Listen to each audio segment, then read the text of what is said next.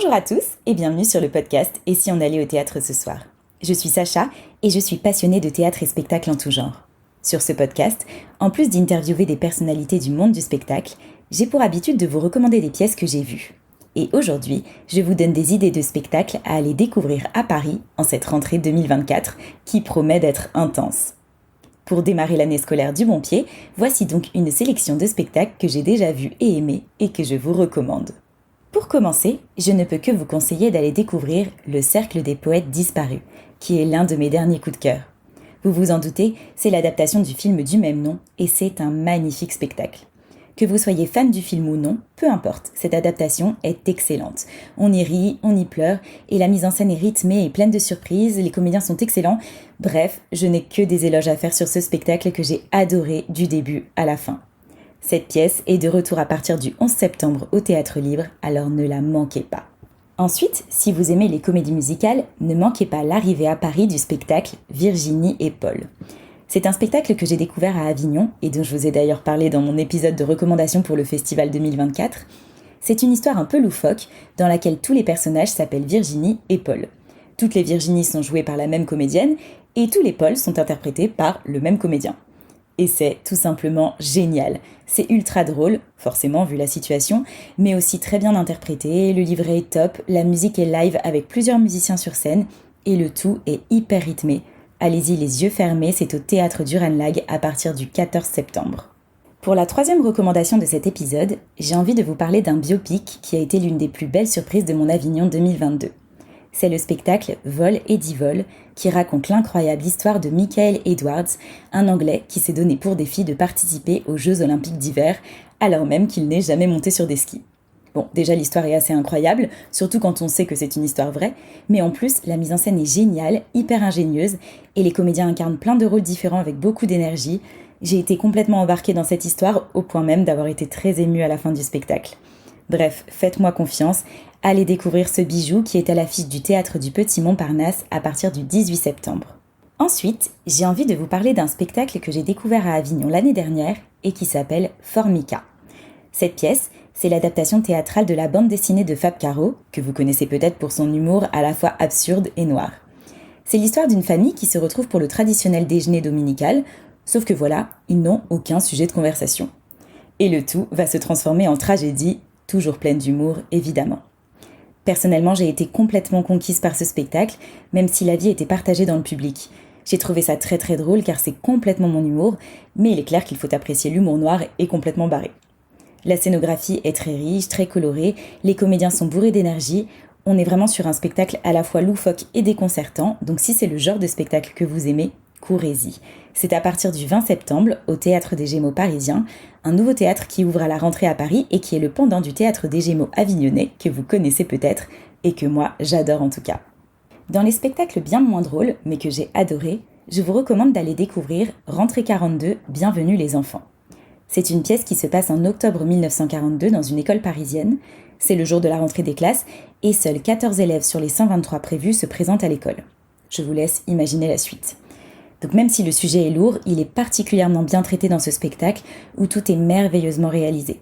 Le décor est dingue, plein de détails, les comédiens sont excellents et ils ont réussi à disséminer de nombreuses notes d'humour dans la pièce alors que le thème est très difficile.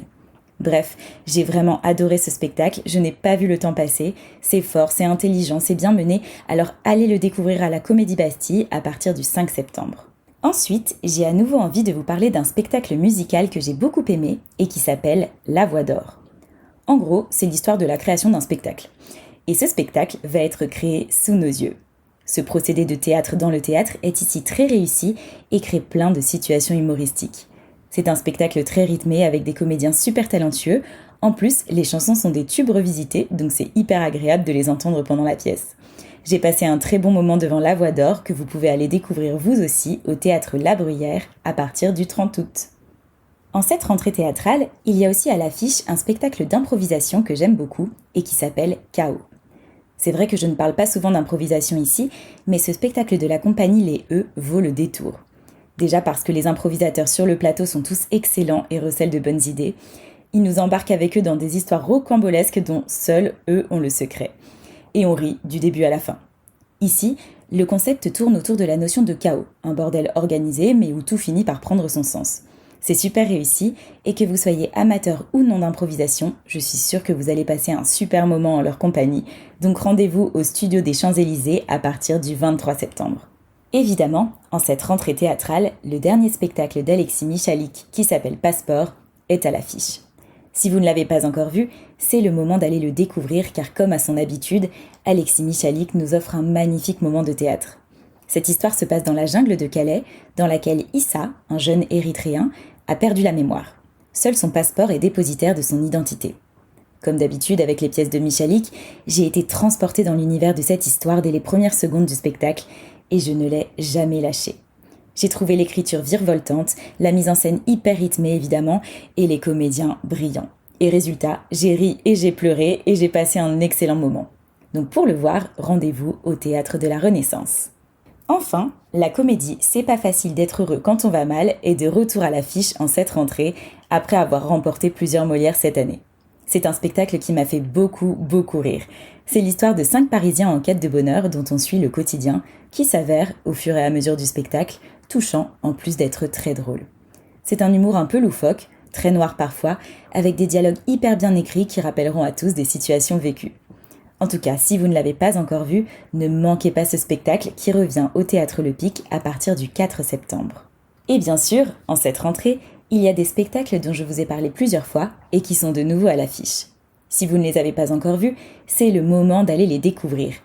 Il y a par exemple Big Mother de Mélodie Mouret, un thriller sur la manipulation de masse qui se joue toujours au Théâtre des Béliers.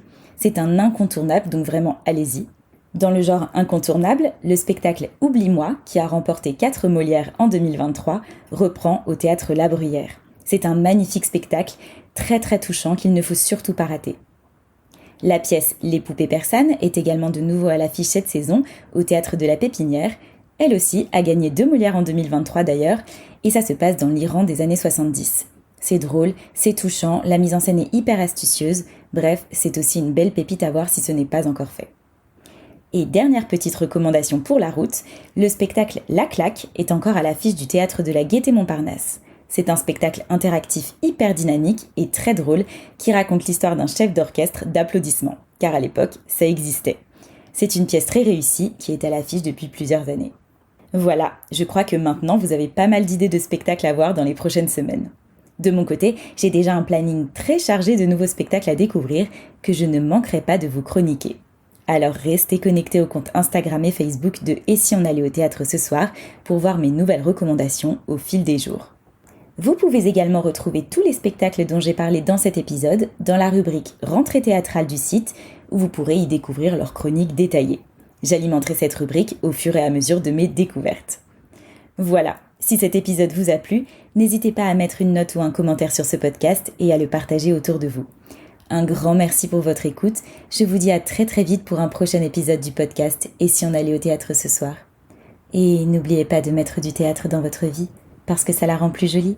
Bye bye.